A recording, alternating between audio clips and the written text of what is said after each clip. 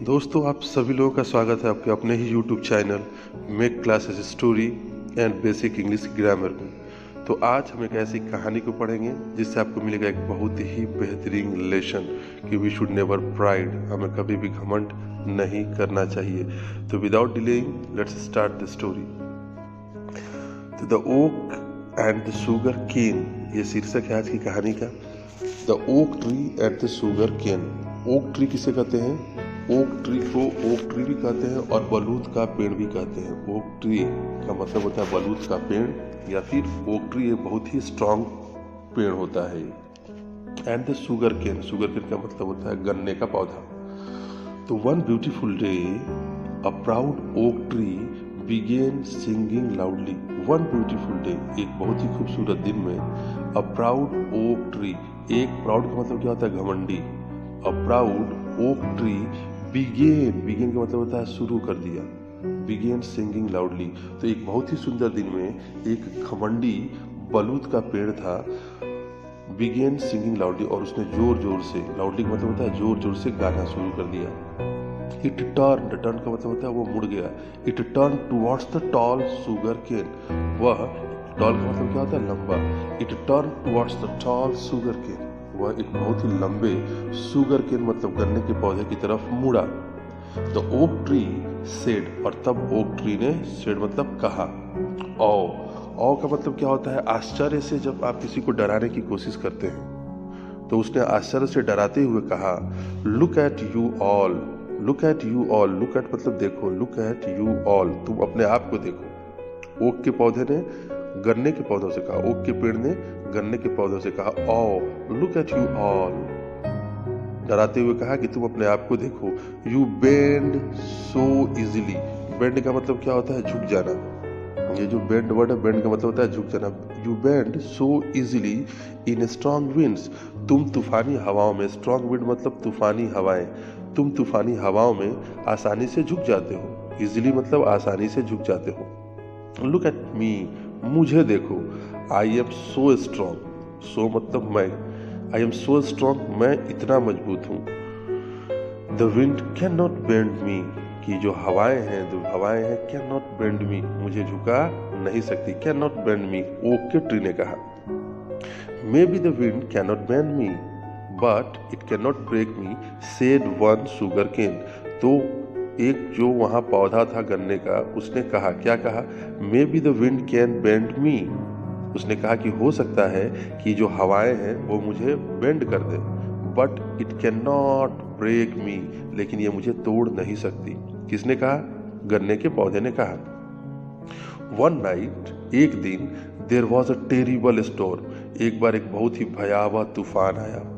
One night, एक रात, there was a terrible storm, एक रात एक बहुत ही भयानक, बहुत ही भयावह तूफान आया। The strong wind made many trees to swing side by side.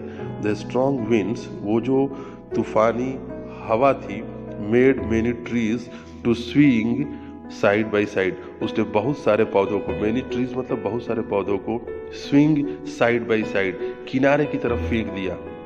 मतलब तूफानी हवा इतनी तेज थी कि अपने रास्ते में आने वाले सभी पौधों को वो उखाड़ फेंकती थी हवाओं के दोनों तरफ। स्विंग साइड बाय साइड, दोनों किनारे पे फेंकती गई। The strong wind broke, break का सेकेंड फॉर्म है, ब्रेक मतलब होता है तोड़ना, ब्रोक मतलब तोड़ दिया। The strong winds broke the trunk of the oak tree, ये जो तूफानी हवाएं थी, जो स्ट्रॉन्ग विंड था, broke the trunk of the oak tree, उसने ओक के पेड़ के तने को तोड़ दिया। ट्रंक का मतलब क्या होता है? तना। Trunk of the oak tree, उसने, the strong winds broke the trunk of the oak tree, ये जो तूफानी हवा थी उसने ओक के पौधे को, बलूत के पौधे को, बलूत के पेड़ के ट्रंक को तोड़ दिया।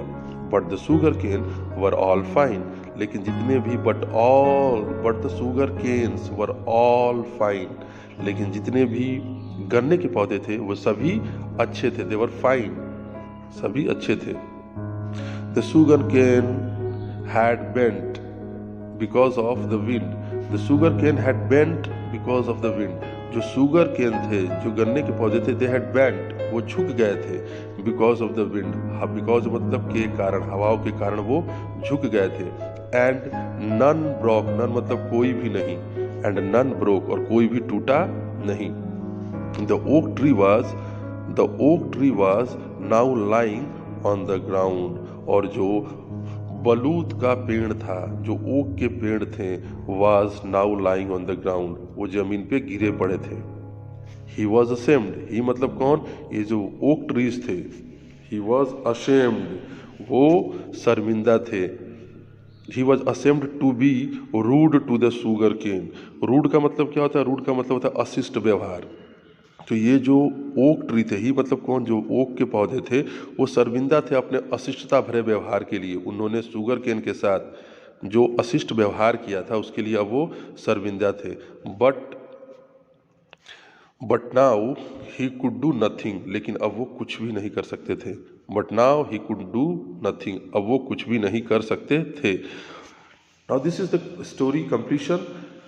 Now what is the moral of the story, इस स्टोरी का मोरल क्या है, pride can bring great once down. इस कहानी का मतलब है कि जो घमंड है, can bring great once down, वो महान से महान लोगों को भी नीचे गिरा सकता है। Pride can brings great once down, वो महान से महान और बड़े से बड़े लोगों को भी, बड़े से बड़ी चीज़ों को भी जमीन पे गिरा सकता है। इसलिए हमें कभी भी प्राइड या घमंड नहीं करना चाहिए।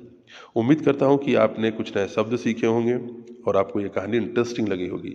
अगर ये कहानी आपको इंटरेस्टिंग लगी तो इसे अपने दोस्तों के बीच शेयर करिए। हम फिर मिलेंगे आपसे अगले वीडियो में, तब तक के लिए अपना ख्याल रखिए। जय हिंद, जय भारत।